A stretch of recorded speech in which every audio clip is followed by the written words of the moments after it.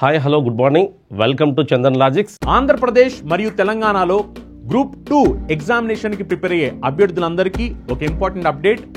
ఏపీలో group 2 mains examination మనకి 28th జూలైలో జరగబోతుంది. తెలంగాణలో గ్రూప్ 2 ఎగ్జామినేషన్ వచ్చేసరికి 7th and 8th ఆగస్టున జరగబోతుంది. ఆల్మోస్ట్ మనకి 2 months టైం ఉందన్నమాట. దాన్ని కన్సిడరేషన్ తీసుకుని చందన్ లాజిక్స్ నుంచి మేము ఏపీ వాళ్ళకి సపరేట్ గా, తెలంగాణ వాళ్ళకి సపరేట్ గా గ్రూప్ 2 బ్యాచెస్ ని మనం బెస్ట్ ప్రైస్ లో ఇవ్వబోతున్నాము. ఏపీ గ్రూప్ 2 మెయిన్స్ బ్యాచ్ కేవలం 1500 రూపాయలకే ఆఫర్ చేయబోతున్నాం. అలానే తెలంగాణ వాళ్ళకి కూడా కంప్లీట్ కోర్స్ ని 1500 రూపాయలకే ఆఫర్ చేయడం జరుగుతుంది. ఇంగ్లీష్ మీడియం క్లాసులు, తెలుగు మీడియం క్లాసులు సపరేట్ గా అవైలబిలిటీలు ఉంటాయి. డెమో వీడియోస్ మీరు డైరెక్ట్ గా చందన్ లాజిక్స్ యాప్ డౌన్లోడ్ చేసుకుని మీరు ఫ్రీగా చూడొచ్చు. ఇది మీకు బెస్ట్ ఆఫర్ అన్నమాట. మీకు కంప్లీట్ గా మీ ఎగ్జామినేషన్ కావాల్సిన కంప్లీట్ సిలబస్ ని మనం బెస్ట్ ఫ్యాకల్టీస్ చేత సిలబస్ మొత్తం కూడా కవర్ చేసి చెప్పడం జరిగింది. మీకు ఏమైనా సందేహాలు ఉంటే గనక కింద స్క్రోల్ నెంబర్స్ కి కాల్ చేయండి. ఈ క్రింది వారిలో ఇక్ష్వాకుల రాజధాని ఏది? Easy question. ఇక్ష్వాకులు విజయపురిని రాజధానిగా చేసుకుని పరిపాలించారు. విజయపురి గుంటూరు జిల్లాలోని విజయపురి రాజధానిగా చేసుకుని పరిపాలించిన వారే ఇక్ష్వాకులు. అమరావతి వచ్చి తూర్పు చాళుక్యుల రాజధాని. అమరావతికే అప్పట్లో ధాన్య కటకమని ధరణికోట అని పిలిచేవారు. వేంగి అనేది తూర్పు చాళుక్యుల రాజధాని. వేములవాడ అనేది కళ్యాణి చాళుక్యులు అనే చాళుక్యుల్లో ఒకరు. వేములవాడ చాళుక్యులు కరీంనగర్ జిల్లాలోని వేములవాడని రాజధానిగా చేసుకుని పరిపాలించిన ఒక రాజవంశం చాళుక్య వంశం. ఇలా ఇక్కడ ఆన్సర్ అయితే ఈజీ, విజయపురి ఆన్సర్, ఇక్ష్వాకుల రాజధాని. ఇంకా సతీత బోధిని అనే పత్రికను స్థాపించింది ఎవరు? సతీత బోధిని ఈజీనే. కందుకూరి వీరేశలింగం మొట్టమొదటి పత్రిక సతీత బోధిని. ఇది వారపత్రిక. దీన్ని సతీత బోధిని కందుకూరి వీరేశలింగం 1874లో రాజమండ్రిలో స్థాపించారు. రాజమండ్రిలో ఆయన పత్రికల్లో మొదటి పత్రిక ఇదే. చాలా పత్రికలు స్థాపించాడు. అందులో సతీహిత బోధిని ఆయన తొలి పత్రిక. ఈజీ క్వశ్చనే. ఆయన గురించి ఖచ్చితంగా 2 క్వశ్చన్స్ 100% టచ్ చేస్తాడని చెప్పాము. ఒకటి, ఎప్పుడు వివాహం జరిగింది, వితంతువు వివాహాన్ని కందుకూరి ఎప్పుడు జరిపించాడు అడిగాడు. మళ్ళీ ఆయన పత్రిక కూడా టచ్ చేశాడు. మరో క్వశ్చన్, మోడర్న్ హిస్టరీ. ఆంధ్రప్రదేశ్ అవతరణకు పూర్వం దోహదపడిన పెద్ద మనసుల ఒప్పందం అనే ఒక ఒప్పందం పై సంతకం చేయబడింది. దీనిపై ఎందరూ నాయకులు సంతకం చేశారు? జెంటిల్మెన్ అగ్రిమెంట్ అని పిలుస్తారు. 1956 ఫిబ్రవరి 20వ తేదీన జరిగిన ఒప్పందమే పెద్ద మనసుల ఒప్పందం. ఈ పెద్ద మనసుల ఒప్పందం లేదా జెంటిల్మెన్ అగ్రిమెంట్ ఎక్కడ జరిగిందంటే ఢిల్లీలోని హెచ్వైడి భవన్, హైదరాబాద్ భవన్లో జరిగింది. ఆంధ్ర వాళ్ళు, తెలంగాణ వాళ్ళు, ఆంధ్ర రాష్ట్రానికి సంబంధించిన 9, తెలంగాణ రాష్ట్రం లేదా హైదరాబాద్ రాష్ట్రానికి సంబంధించిన 9, మొత్తం 8 మంది సంతకాలు చేశారు. 8 మంది ఆన్సరు, 8 మంది. ఆంధ్ర వాళ్ళు 9, తెలంగాణ వాళ్ళు 9. ఆంధ్ర వాళ్ళలో ముఖ్యంగా అప్పటి ముఖ్యమంత్రిగా ఉన్న వ్యక్తి, చివరి ముఖ్యమంత్రి బెజవాడ గోపాల్ రెడ్డి, నీలం సంజీవ్ రెడ్డి, తర్వాత గౌతు లచ్చన్న, అల్లూరి సత్యనారాయణ రాజు. గౌతు లచ్చన్న మంత్రి, నీలం సంజీవ్ రెడ్డి ఉప ముఖ్యమంత్రి, నాటి ఆంధ్ర రాష్ట్ర కాంగ్రెస్ పార్టీ అధ్యక్షుడు Alluri Satyanarayana Raju.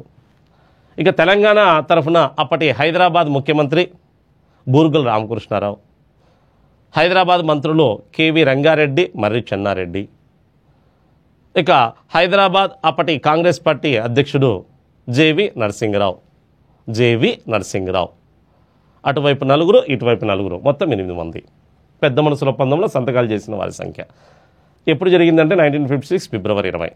Very important question కూడా. ఏ సంవత్సరంలో శ్రీబాగ్ ఒడంబడికపై సంతకం చేయబడింది? ఇది వెరీ వెరీ ఇంపార్టెంట్. 1937. ఈజీ క్వశ్చనే. నవంబర్ 16వ తేదీన ఈ ఒప్పందం జరిగింది. శ్రీబాగ్ ఒప్పందం ఎవరెవరి మధ్య అంటే ఆంధ్ర వాళ్ళకి వర్సెస్ రాయలసీమ వాళ్ళకి మధ్య కుదిరిన ఒప్పందమే శ్రీబాగ్ ఒప్పందం. ఈ ఒప్పందం ఎప్పుడు కుదిరింది అంటే 1937 నవంబర్ 16వ తేదీన. ఎక్కడ అంటే మద్రాసులోని శ్రీబాగ్ అనే ఒక నివాసంలో, మద్రాసులోని శ్రీబాగ్ అనే ప్రాంతంలో ఒప్పందం కుదిరింది. శ్రీబాగ్ అనేది ఒక వ్యక్తి యొక్క ఇంటి పేరు. ఎవరి ఇంటి పేరు అంటే కాశీనాథుని నాగేశ్వరరావు అనే తెలుగు వ్యక్తి, ఆంధ్రుడి యొక్క ఇంటి పేరు శ్రీబాగ్. ఆంధ్ర వాళ్ళకి రాయలసీమ వాళ్ళకి మధ్య విభేదాలు తొలగించడానికి వీళ్ళిద్దరూ కలిసి ఆంధ్ర రాష్ట్ర అవతరణ కోసం కృషి చేయాలనే ఉద్దేశంతో వాళ్ళ మధ్య అభిప్రాయ భేదాలను తొలగించడం కోసము ఈ ఒప్పందం చేసుకున్నారు. శ్రీబాగ్ ఒప్పందం వెరీ వెరీ ఇంపార్టెంట్. దీనికి సంబంధించిన విశ్లేషణ కూడా చెప్పాను. ఇందులో ఏమేమి అంశాలు ఉన్నాయనేది మనం క్లాస్లో చూడొచ్చు. ఏ సంవత్సరంలో ఉస్మానియా యూనివర్సిటీ విశ్వవిద్యాలయం నెలకొల్పబడింది? ఇది తెలంగాణ ఇష్యూకి సంబంధించిన క్వశ్చన్. 1918లో స్థాపించారు ఉస్మానియా యూనివర్సిటీ. ఓయూని ఏర్పాటు చేసిన సంవత్సరం 1916. సరే 1918లో 1918లో ఏర్పాటు చేశారు. అప్పటి హైదరాబాద్ నిజాం ఉస్మాన్ అలీ ఖాన్ కాలంలో స్థాపితమైంది. ఈజీ క్వశ్చనే. ఈ క్రింది జాబితాలోని జతకాని వ్యక్తిని గుర్తించండి. ఈ క్రింది జాబితాలోని జతకాని వ్యక్తిని గుర్తించము అంటే సరికాని వ్యక్తి అన్నట్టు. ముగ్గురు ఒక టైపు ఒకరు డిఫరెంట్ అన్నట్టు. ఇటు చూస్తే రావి నారాయణ రెడ్డి, బద్దం ఎల్లారెడ్డి, వి ఆల్వార్ స్వామి, రామానంద తీర్థ. ఇక్కడ రామానంద తీర్థ అనే వ్యక్తి భిన్నమైన వ్యక్తి. ఎందుకంటే ఇతను నాటి తెలంగాణ రాష్ట్రానికి సంబంధించిన కాంగ్రెస్ పార్టీ నాయకుడు. మిగతా వాళ్ళంతా కమ్యూనిస్టు పార్టీ నాయకులు. ఎవరు? రావి నారాయణ రెడ్డి కానీ, బద్దం ఎల్లారెడ్డి కానీ, వి ఆల్వార్ స్వామి. వీళ్ళు ముగ్గురు కమ్యూనిస్టు పార్టీకి సంబంధించిన తెలంగాణ నాయకులైతే ఇతను హైదరాబాద్ స్టేట్ కాంగ్రెస్ పార్టీ స్థాపకుడు, హైదరాబాద్ స్టేట్ కాంగ్రెస్ పార్టీ తొలి అధ్యక్షుడు స్వామి రామానంద తీర్థ.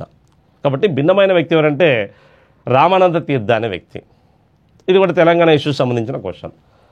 ఇక ఆంధ్రప్రదేశ్లో 1956 సంవత్సరం నుండి అవిచ్ఛిన్నంగా కొనసాగుతున్న కాంగ్రెస్ పాలనకు ఒక కొత్త రాజకీయ పార్టీ ఆవిర్భావంతో అడ్డుకట్టపడింది. అది ఏ సంవత్సరంలో జరిగిందని ఇచ్చాడు. అంటే ఆంధ్రప్రదేశ్ 1956లో అవతరించింది. అప్పటి నుంచి ఆంధ్రప్రదేశ్ని దాదాపుగా పరిపాలించింది ఎవరంటే కాంగ్రెస్ పార్టీనే. ఎప్పటి వరకు కాంగ్రెస్ పార్టీ పరిపాలించింది? 1983 జనవరి వరకు కంటిన్యూగా పరిపాలించింది ఎవరంటే కాంగ్రెస్ పార్టీ. కానీ 1982 మార్చి 29వ తేదీన నందమూరి తారక రామారావు తెలుగుదేశం అనే పార్టీని స్థాపించి 53లో ఆయన కాంగ్రెస్ పార్టీని ఓడించి ప్రభుత్వాన్ని ఏర్పాటు చేశాడు. అంటే 1956 సంవత్సరం నుండి అవిచ్ఛిన్నంగా కొనసాగుతున్న కాంగ్రెస్ పాలనకు ఒక కొత్త రాజకీయ పార్టీ ఆవిర్భావంతో అడ్డుకట్టపడింది. అది ఏ సంవత్సరంలో జరిగిందని ఇచ్చాడు ఆన్సరు 1983. 1983లో కాంగ్రెస్ పార్టీ పాలనకు అడ్డుకట్టపడింది. అది ఎప్పుడు అంటే 1983 జనవరి 9వ తేదీన ఎన్టీ రామారావు తెలుగుదేశం విజయం సాధించి ప్రభుత్వాన్ని ఏర్పాటు చేశాడు. పార్టీ స్థాపించింది 1942 మార్చి 29. కానీ ప్రభుత్వాన్ని ఎప్పుడు ఏర్పాటు చేశాడు? 9 నెలల్లోనే ఆయన కాంగ్రెస్ పార్టీని ఓడించి విజయం సాధించి ప్రభుత్వాన్ని తీసుకొచ్చాడు. దీంతో సుమారుగా 56 నుంచి 83 వరకు జనవరి వరకు కొనసాగిన కాంగ్రెస్ పాలనకు ఎన్టీ రామారావు తెలుగుదేశం పార్టీని అధికారంలోకి తీసుకురావడంతో గండిపడినట్టు అయింది. సో ఆన్సరు 1953 జనవరి. 1934లో ఏర్పడిన రాయలసీమ మహాసభ తొలి సమావేశం ఎక్కడ జరిగింది? రాయలసీమ మహాసభ శ్రీబాగ్ ఒప్పందం జరగడానికి ముందు ఆంధ్ర రాయలసీమ నాయకుల మధ్య తీవ్ర విభేదాలు ఉండేవి. ఆంధ్ర వాళ్ళు ప్రత్యేక ఆంధ్ర రాష్ట్రం కోసం ప్రయత్నిస్తూ ఉంటే రాయలసీమలో ప్రత్యేక ఆంధ్ర రాష్ట్రం అవసరం లేదు, మద్రాసు రాజధానిగా ఉమ్మడి మద్రాసు రాష్ట్రంలోనే ఆంధ్ర రాయలసీమ ఉండాలని, లేకుంటే ప్రత్యేక రాయలసీమ కావాలని గట్టిగా ఫైట్ చేస్తూ ఉంటారు. వీళ్ళ మధ్య విభేదాలు పెరిగిపోతాయి. ఆ విభేదాలు పెరిగి రాయలసీమలంతా 1934లో మద్రాసు ప్రాంతంలో రాయలసీమ మహాసభని ఏర్పాటు చేసుకున్నారు. రాయలసీమ మహాసభ. మరి మొట్టమొదటి రాయలసీమ మహాసభ ఎప్పుడు జరిగింది అంటే 1934లో మద్రాసులో జనవరి నెలలో జరిగింది, 1934లో. నెమలి పట్టాభి రామారావు అనే వ్యక్తి అధ్యక్షతన మొట్టమొదటి రాయలసీమ మహాసభ జరిగింది. తొలి రాయలసీమ మహాసభ రాయలసీమలో జరగలేదు. ఎక్కడ జరిగింది? మద్రాసు నగరంలో జరిగింది. రెండవ రాయలసీమ మహాసభ 1935 కడపలో జరిగింది. మొదటిది మద్రాసులో నెమలి పట్టాభి రామారావు అధ్యక్షతన జరిగింది. రెండవది 35 కడపలో జరిగింది. రెండవది 1935లో జరిగింది. కడప కోటిరెడ్డి అనే వ్యక్తి అధ్యక్షుడు. కడప కోటిరెడ్డి రెండో దానికి. తర్వాత రెండవ సమావేశంలోనే రాయలసీమ నాయకుల మధ్య విభేదాలు తలెత్తుతాయి. ఓకే, ఆన్సర్ వచ్చి మద్రాస్. తొలి సమావేశం ఎక్కడ జరిగిందంటే మద్రాస్ 1934. అధ్యక్షుడు నెమలి పట్టాభి రామారావు అనే వ్యక్తి. రెండవది 35 కడపలో జరిగింది. అధ్యక్షుడు కడప కోటిరెడ్డి. తర్వాత ఆయన అధ్యక్ష పదవికి రాజీనామా చేయడంతో రామకృష్ణారావు అనే వ్యక్తి మరొక వ్యక్తి రెండో అధ్యక్షుడిగా పనిచేస్తాడు. అది రాయలసీమ మహాసభల గురించి వచ్చినప్పుడు మీరు అక్కడ క్లాస్లో వినొచ్చు. ఇక హైదరాబాద్ రాష్ట్రంలో ఇతేహుద్ ఉల్ ముస్లిమీన్ ఆవిర్భవించిన సంవత్సరం.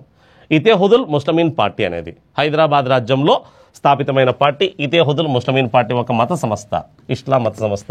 ఎంఐఎం అంటున్నారు దీన్ని. MIM Majlis Ittehadul Muslimeen party. Majlis Ittehadul Muslimeen party ఇది 1927లో స్థాపితమైంది, 1927లో. ఇది కూడా తెలంగాణ చరిత్రకు సంబంధించి ఇంపార్టెంట్ క్వశ్చన్. ఇప్పుడు ఆంధ్ర వాళ్ళకి ఈ క్వశ్చన్ అడిగే అవకాశం లేదు కాబట్టి గుర్తుకు లేకుండా పెద్ద నష్టం అయితే కాదు. MIM party, Majlis Ittehadul Muslimeen party ఇప్పుడు కూడా కొనసాగుతూ ఉన్న పార్టీ. 1927లో ఉస్మాన్ అలీ ఖాన్ కాలంలో దీన్ని కొంతమంది మహమ్మదీయులు స్థాపించారు ఈ పార్టీని. ఓవైసీ సోదరుడు ఇప్పుడు ఈ పార్టీకి నాయకులుగా కొనసాగుతూ ఉన్నారు. సోషలిస్ట్ పార్టీ యొక్క ఆంధ్ర విభాగానికి ప్రథమ కార్యదర్శి ఎవరు? అద్భుతమైన క్వశ్చన్, ఇది అప్పట్లో కొంచెం కఠినమైన క్వశ్చన్. సోషలిస్ట్ పార్టీ యొక్క ఆంధ్ర విభాగానికి ప్రథమ కార్యదర్శి. సోషలిస్ట్ పార్టీ భారతదేశంలో సోషలిస్ట్ పార్టీ ఎప్పుడు ఏర్పడిందంటే 1934లో పాట్నాలో ఏర్పడింది. పాట్నాలో ఎవరు స్థాపించారంటే జయప్రకాష్ నారాయణ్, రామ్ మనోహర్ లాహియా అనే వ్యక్తులు స్థాపించారు. ముఖ్యుడు జయప్రకాష్ నారాయణ్. ఆంధ్రాలో అదే సంవత్సరంలో సోషలిస్ట్ పార్టీని ఏర్పాటు చేశారు. ఆంధ్రాలో అదే సంవత్సరంలో సోషలిస్ట్ పార్టీని ఎక్కడ ఏర్పాటు చేశారంటే విజయవాడలో ఏర్పాటు చేశారు. విజయవాడ. ఆంధ్రాలో సోషలిస్ట్ పార్టీని స్థాపించింది ఎవరంటే ఎన్జి రంగా. దాని తొలి అధ్యక్షుడు ఆయనే. స్థాపకుడు అధ్యక్షుడు ఆయనే. అయితే దాని కార్యదర్శి మాత్రం మద్దూరి అన్నపూర్ణయ్య. ఆంధ్ర సోషలిస్ట్ పార్టీ మొట్టమొదటి కార్యదర్శి. ఇదేమడిగాడో ఆంధ్ర విభాగానికి ప్రథమ కార్యదర్శి, సెక్రటరీ ఎవరని అడిగాడో ఆన్సరు ఎం అన్నపూర్ణయ్య. పూర్తి పేరు మద్దూరి అన్నపూర్ణయ్య. ఇతను తూర్పుగోదావరి జిల్లా వాసి. ఇతన్నే ఆంధ్ర నేతాజీ అని కూడా పిలుస్తూ ఉంటారు, మద్దూరి అన్నపూర్ణయ్యని. కాంగ్రెస్ అనే పేరుతో తెలుగు పత్రికను నడిపిన వ్యక్తి కూడా మద్దూరి అన్నపూర్ణయ్య. చాలా ముఖ్యుడు ఇతను. ఆన్సర్ వచ్చి దీని తొలి కార్యదర్శి. ఆంధ్రాలో సోషలిస్ట్ పార్టీ అధ్యక్షుడు ఎన్జి రంగా. దాని తొలి కార్యదర్శి ఎవరు అంటే మద్దూరి అన్నపూర్ణయ్య. ఈడ ఆంధ్ర విభాగానికి ప్రథమ కార్యదర్శి అని అడిగాడు. అంటే ఇండియాలో ఆంధ్ర సోషలిస్ట్ పార్టీ ఏర్పాటు చేస్తే దాన్ని ఏపీలో ఆంధ్ర సోషలిస్ట్ పేరుతో ఏర్పాటు చేసింది ఎన్జి రంగా. అదే సంవత్సరంలో ఏర్పడింది. అమరావతి స్తూపం ఎవరి పాలనా కాలంలో నిర్మితమైంది? అమరావతి స్తూపం ఎవరి పాలనా కాలంలో నిర్మితమైంది?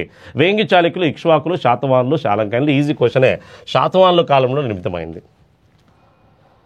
ఇండియన్ యూనియన్ ప్రభుత్వంలో హైదరాబాద్ ప్రభుత్వం యథాతథ ఒప్పందాన్ని కుదుర్చుకున్న రోజు. ఇది ఈజీ. ఇది తెలంగాణకు సంబంధించిన క్వశ్చన్.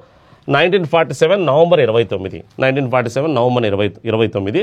అప్పట్లో డేట్ కూడా టచ్ చేశాడు. కొన్ని డేట్స్ కూడా అడిగాడు. మళ్ళీ మనకు ఆంధ్ర హిస్టరీలో కూడా కొన్ని dates very very important. Okay, ఇది తెలంగాణకు సంబంధించిన క్వశ్చన్. ఇక ఆంధ్రాలో జరిగిన శాస్త్రోల్లంఘన ఉద్యమంలో డిక్టేటర్గా నియమితులైన నాయకుడు ఎవడు? డిక్టేటర్ అంటే సర్వాధికారి అని అర్థం. డిక్టేటర్ మీన్ సర్వాధికారి. కొండా వెంకటప్ప అయినా, దుగ్గిరాల గోపాలకృష్ణ అయినా, టంగుటూరి ప్రకాశం పంతులు, ఎన్జి రంగానే. ఆంధ్రాలో జరిగిన శాస్త్రోల్లంఘన ఉద్యమానికి గాంధీ చేత డిక్టేటర్గా లేదా సర్వాధికారిగా లేదా నియంతగా నియమితులైన వ్యక్తి కొండా వెంకటప్పయ్య.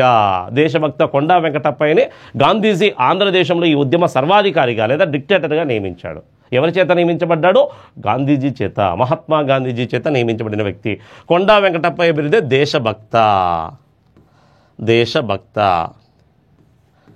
దేశభక్త అని పిలుస్తారు ఇతన్ని. గుంటూరు వాసి. ఇంకా దుగ్గిరాల గోపాలకృష్ణయ్య ఆంధ్ర రత్న అని, టంగుటూరి ప్రకాశం పంతుల్ని ఆంధ్ర కేసరి అని, ఎన్జి రంగాని రైతు బాంధవుడు అని పిలుస్తారు. వీళ్ళ బిరుదులు కూడా అవి.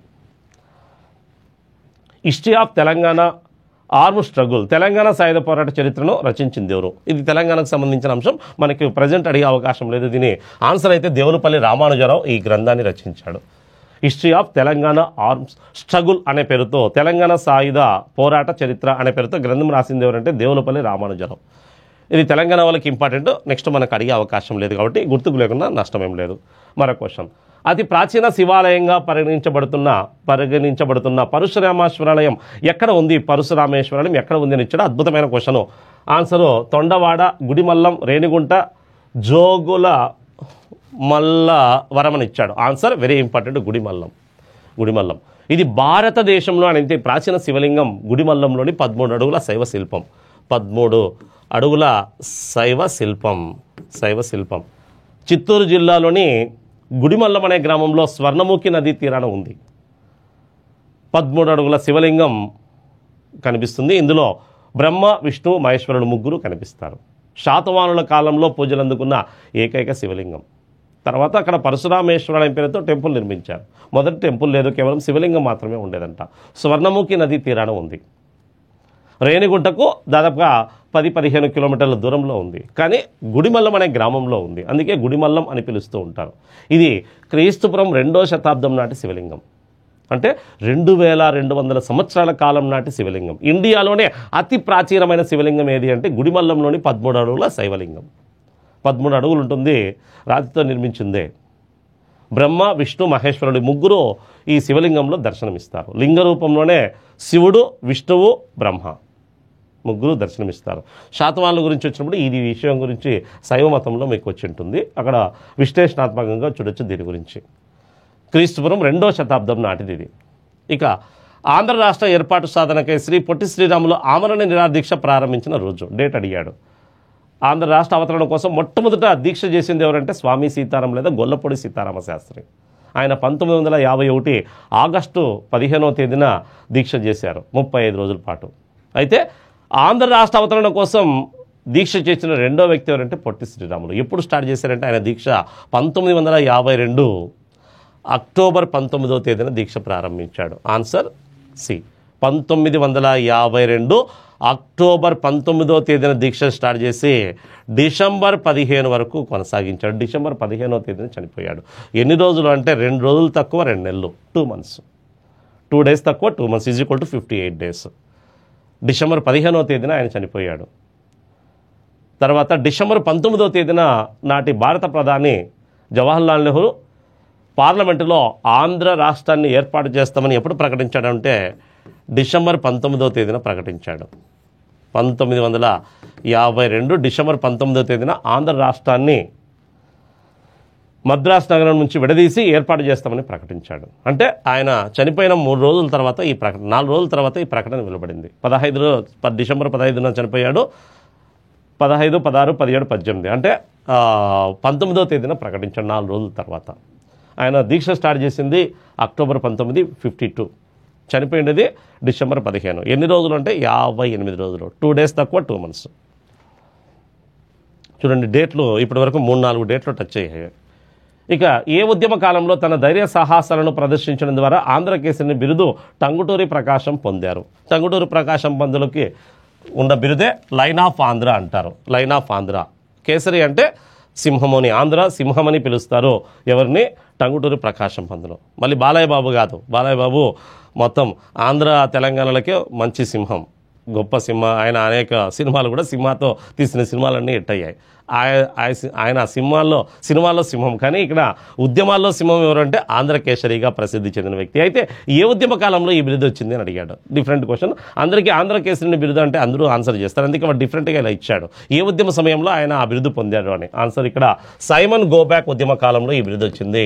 1928లో మద్రాస్ నగరంలో సైమన్ కమిషన్ అడుగుపెట్టినప్పుడు సైమన్ కమిషన్ను అడ్డుకొని తనను కాల్చడానికి వచ్చిన పోలీసులు తను రొమ్ము చూపించి కాల్చండి అని ముందుకెళ్ళినందుకు అతన్ని ఆంధ్రులు మరియు కాంగ్రెస్ పార్టీ ఆంధ్రకేసరిని పిలిచింది. ఏ ఉద్యమ కాలంలో అంటే సైమన్ గో బ్యాక్ ఉద్యమ సమయంలో. సైమన్ గో బ్యాక్ ఉద్యమ సమయంలో. ఇక మరొకటి, హైదరాబాద్ స్టేట్ కాంగ్రెస్కి తొలి అధ్యక్షుడు ఎవరో క్రింది వారిలో గుర్తించండి. ఇది కూడా తెలంగాణకు సంబంధించిన క్వశ్చన్, మనకు అడిగే అవకాశం లేదు. ఆన్సర్ అయితే స్వామి రామానంద తీర్థ. హైదరాబాద్ స్టేట్ కాంగ్రెస్ 1938లో ఏర్పడింది. దాని తొలి స్థాపకుడు, దాని తొలి అధ్యక్షుడు స్వామి రామానంద తీర్థ. 1938లో హైదరాబాద్ స్టేట్ కాంగ్రెస్ ఏర్పడింది. ఆంధ్రాలో కాంగ్రెస్ పార్టీ ఎప్పుడు ఏర్పడిందంటే 1918. ఆంధ్ర స్టేట్ కాంగ్రెస్ 1918 విజయవాడలో ఏర్పడింది. ఆంధ్ర స్టేట్ కాంగ్రెస్, దాన్నే ఆంధ్ర కాంగ్రెస్ సర్కిల్ అని పిలిచేవారు. ఆంధ్ర రాష్ట్ర కాంగ్రెస్ సర్కిల్ అని, ఆంధ్ర రాష్ట్ర కాంగ్రెస్ కమిటీ అని పిలిచేవారు. మరో 20 ఏళ్లకి తెలంగాణలో స్వామి రామానంద తీర్థని దీన్ని స్థాపించారు. దాని తొలి అధ్యక్షుడు, దాని స్థాపకుడు కూడా ఆయనే. ఆంధ్రాలో కాంగ్రెస్ పార్టీ 1918లో ఏర్పాటు చేశారు. కొండా వెంకటప్పయ్య, నాపేత సుబ్బారావులు అధ్యక్ష కార్యదర్శులుగా ఏర్పడింది ఆంధ్ర కాంగ్రెస్ కమిటీ. తర్వాత దాన్ని 34 నాటికి విజయవాడ నుంచి ముఖ్య కేంద్రాన్ని మద్రాసుకు మారుస్తారు. అది ఆంధ్రోద్యమంలో భాగంగా మనకు వివరణాత్మకంగా టచ్ అవుతుంది. మరొక అంశం చూద్దాం. ఉస్మానియా విశ్వవిద్యాలయంలో వందే మాతరం ఉద్యమం ఏ సంవత్సరంలో జరిగింది? ఇది కూడా తెలంగాణకు సంబంధించిన క్వశ్చనే. ఆన్సర్ వచ్చి 1938. తెలంగాణలో ఇది. తెలంగాణలో ఉస్మానియా యూనివర్సిటీలో వందే మాతరం ఉద్యమం ఏ సంవత్సరంలో జరిగిందని ఇచ్చాడు. 1938. ఈ ఉద్యమంలో వెలుగులోకి వచ్చిన ముఖ్య వ్యక్తే పివి నరసింహరావు. పివి నరసింహరావు, హైగ్రీవాచార్య లాంటి వ్యక్తులు వెలుగులోకి వచ్చారు. ముఖ్యంగా పివి నరసింహరావు. ఉస్మానియా యూనివర్సిటీలో వందే మాతర గీతాన్ని ఆలపించరాదని హైదరాబాద్ నిజాములు ఆదేశించడంతో అందుకు వ్యతిరేకంగా ఆ గీతాన్ని ఆలపించడంతో చాలామంది సస్పెండ్కి గురయ్యారు. ఆ టైంలో పెద్ద ఎత్తున ఉస్మానియా యూనివర్సిటీలో వందే మాతరం ఉద్యమం అనే పేరుతో ఉద్యమం కూడా వచ్చింది. మామూలుగా భారతదేశంలో ఆంధ్రాలో వందే మాతరం ఉద్యమం ఇప్పుడు 1908 కానీ హైదరాబాద్లోని ఉస్మానియా యూనివర్సిటీలో వందే మాతరం ఉద్యమం 1938లో వచ్చింది. ఇది కూడా తెలంగాణ ఇష్యూ సంబంధించిన వ్యక్తి. 1932లో అరవమూడు అయ్యంగార్ అధ్యక్షతన హైదరాబాద్ నిజాంచే ఒక కమిటీ నియమించబడింది. ఈ కమిటీ ముఖ్యంగా ఏ రంగంలో సంస్కరణ సూచనలు చేయడానికి ఏర్పడింది అని అడిగాడు. ఇది రాజకీయ సంస్కరణల కోసం ఏర్పడింది. ఇది మనకు అంత ఇంపార్టెంట్ ఏం కాదు, నెక్స్ట్ అడిగే అవకాశం లేదు. తెలంగాణ వాళ్ళకి ఇంపార్టెంట్. రాజకీయ సంస్కరణల కోసం ఉస్మాన్ అలీ ఖాన్ అనే హైదరాబాద్ నిజాం దీన్ని ఏర్పాటు చేశాడు. మరొక క్వశ్చన్ చూద్దాం. హైదరాబాద్ రాష్ట్రంలో కమ్యూనిస్ట్ పార్టీ ఏ సంవత్సరంలో బహిష్కరించబడింది? ఇది కూడా తెలంగాణ ఇష్యూ సంబంధించిన అంశమే. 1946లో నిజాం హైదరాబాద్లో కమ్యూనిస్ట్ పార్టీ పైన నిషేధం విధించడం జరిగింది లేదా బహిష్కరించడం జరిగింది 56లో. ఇది కూడా మనకు అడిగే అవకాశం లేదు, జస్ట్ గుర్తుకుంటే చాలు. తెలుగులో తొలుత అచ్చైన గ్రంథం వెరీ ఇంపార్టెంట్. ప్రపంచంలో మరియు భారతదేశంలో మరియు ఆంధ్రదేశంలో మొట్టమొదట అచ్చు యంత్రంపై ముద్రించబడిన గ్రంథం ఏది అంటే బైబులే. తెలుగులో కూడా అచ్చైన మొదటి గ్రంథం ఏదంటే బైబుల్. బైబుల్ని మొదట ఎక్కడ అచ్చు వేశారంటే జర్మనీలోని హాలే అనే ప్రాంతంలో బెంజమిన్ గూల్జ్ అనే వ్యక్తి బైబుల్ని తెలుగు భాషలో అచ్చు వేయించడం జరిగింది. ఎక్కడ అంటే జర్మనీలోని హాలే అనే పట్టణంలో ఎవరు అచ్చు వేయించారంటే తెలుగు భాషలో బైబుల్ని బెంజమిన్ గూల్జ్ అనే ఆంగ్లేయుడు. బెంజమిన్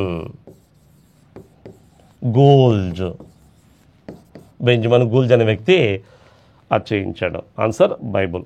ఇక మరొకటి, తూర్పు ఇండియా వర్తక సంఘంలో సైనిక సహకార ఒప్పందానికి అంగీకరిస్తూ మొట్టమొదటిగా సంతకం చేసిన స్వదేశీ సంస్థానం. సింపుల్గా వెల్లస్లీ ప్రవేశపెట్టిన సైనిక సహకార పద్ధతిని అంగీకరించిన మొట్టమొదటి స్వదేశీ రాజ్యం లేదా స్వదేశీ సంస్థానం ఏదని అడిగాడు.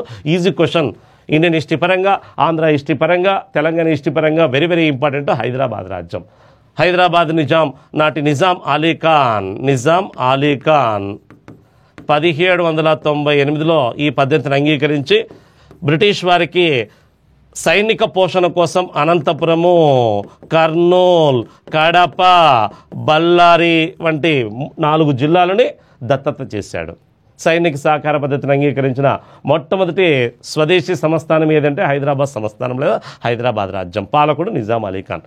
సైనిక సహకార పద్ధతిని అంగీకరించిన రెండవ రాజ్యం మైసూర్ 1798లో అంగీకరించింది, 99లో అంగీకరించింది. అప్పుడు మైసూర్ పాలకుడు 3వ కృష్ణరాజు వడయ్యారు. 3వ రాజ్యం అయోధ్య లేదా అయోధ్య అన్నప్పుడు ఔద్ అని పిలిచేవారు. 1801లో అంగీకరించింది సాదత్ అలీ ఖాన్ అనే వ్యక్తి. వరుసగా 3 రాజ్యాల పేర్లు గుర్తించుకోండి, ఇంపార్టెంటే. భారత కాంగ్రెస్ అధ్యక్షత వహించిన తొలి ఆంధ్రుడు పి ఆనందాచార్యులు ఏ సంవత్సరంలో కాంగ్రెస్కు అధ్యక్షుడయ్యాడు? జాతీయ కాంగ్రెస్ పార్టీకి అధ్యక్షత వహించిన మొట్టమొదటి ఆంధ్రుడు ఎవరు అంటే పి ఆనందాచార్యులు. ఏ సంవత్సరంలో అడిగాడు? ఈజీ క్వశ్చనే. 1891 నాగపూర్ సమావేశానికి అధ్యక్షత వహించాడు. Nagpur INC conference. మహారాష్ట్ర నాగపూర్లో జరిగిన సమావేశానికి ఫస్ట్ టైం ఆంధ్రుడికి అవకాశం కల్పించారు. 1985 నుండి 1947 వరకు ఐఎన్సీకి అధ్యక్షుడిగా పనిచేసిన ఒకే ఒక వ్యక్తి పి ఆనందాచార్యులు, పనపాకం ఆనందాచార్యులు. అతను చిత్తూరు జిల్లాలోని కట్టమంచి గ్రామవాసి. ఐఎన్సీకి అధ్యక్షత వహించిన మొట్టమొదటి ఆంధ్రుడు పి ఆనందాచార్యులు. 1891 నాగపూర్ సమావేశం. Very important. ఎన్నోసార్లు అడిగాడు ఈ క్వశ్చన్. ఇండియన్ హిస్టరీ పరంగా, ఏపీ హిస్టరీ పరంగా చాలా ముఖ్యమైనది. At the feet of the master అనే గ్రంథాన్ని రచించింది ఎవరు? రచించింది అనిబిసెంట్ దత్త కుమారుడైన జిడ్డు కృష్ణమూర్తి అనే వ్యక్తి గ్రంథాన్ని రచించాడు. At the feet of the master అనే పేరుతో ఆంగ్ల భాషలో రచించిన గ్రంథమే ఇది. దీన్ని అనిబిసెంట్ దత్త కుమారుడు జిడ్డు కృష్ణమూర్తి. ఇతను మదనపల్లిలో రిషి వ్యాలీ కాలేజ్ పేరుతో ఒక అద్భుతమైన విద్యాలయాన్ని కూడా ఏర్పాటు చేశాడు. గొప్ప విద్యావేత్త జిడ్డు కృష్ణమూర్తి. అనిబిసెంట్ యొక్క దత్త కుమారుడు. అడాప్ట్ చేసుకుంది అనిబిసెంట్ ఇతన్ని. అనిబిసెంట్ ఐర్లాండ్ దేశం నుంచి భారతదేశానికి వచ్చి దివ్యజ్ఞాన సమాజ అభివృద్ధి కోసము హోమ్ రూల్ ఉద్యమంలో ప్రధాన పాత్ర పోషించిన వ్యక్తి అనిబిసెంట్. ఆమె దత్తత చేసుకున్న వ్యక్తి జిడ్డు కృష్ణమూర్తి. ఆన్సర్ ఏ. దామోదరం సంజీవయ్యను గురించి ఈ క్రింది ప్రస్తావనలో సరికానిది ఏది అని. దామోదరం సంజీవయ్యకి సంబంధించి ఈ క్రింది వాటిలో సరికానిది ఏది అని అడిగాడు. దామోదరం సంజీవయ్య ఆంధ్రప్రదేశ్కి 2వ ముఖ్యమంత్రిగా పనిచేసిన వ్యక్తి. మొట్టమొదటి దళిత ముఖ్యమంత్రి.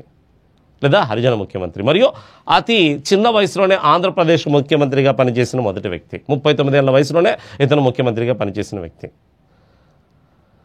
పెద్ద మనుషుల ఒప్పందాన్ని గౌరవిస్తూ ఉప ముఖ్యమంత్రి పదవిని ఏర్పాటు చేసిన మొట్టమొదటి వ్యక్తి కూడా ఇతనే.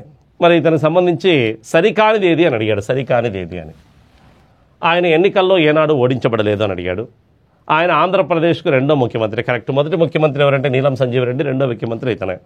భారత జాతీయ కాంగ్రెస్ అధ్యక్షుడిగా పని చేశారు, ఆయన పనిచేశారని కరెక్టే. ఆయన భారత జాతీయ కాంగ్రెస్కు అధ్యక్షుడిగా కూడా పనిచేసిన ఆంధ్రుడు.